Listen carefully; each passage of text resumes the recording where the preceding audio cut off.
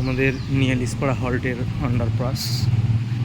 বর্ষা নাই, কিছু নাই, এখনই দেখেন জল জমে গেছে পুরো। হ্যাঁ, প্রত্যেকটা মানুষের অসুবিধা।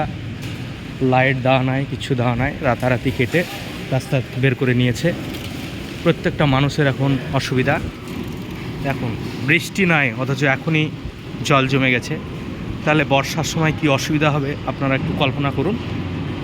সবাই মিলে এর প্রতিবাদ করতে হবে।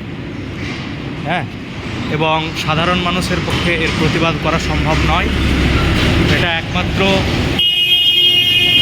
যারা মিডিয়া আছে এবং সোশ্যাল মিডিয়ারগুলো আছে তাদেরকেই প্রতিবাদটা করতে হবে। আপনারা ভালো করে লক্ষ্য করুন কী পরিমাণে বর্ষা নাই, কিছু নাই, অথচ জল জমে গেছে।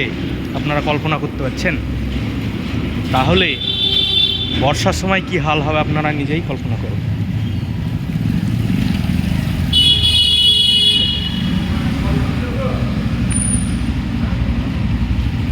এর প্রতিবাদ করা খুব মুশকিল।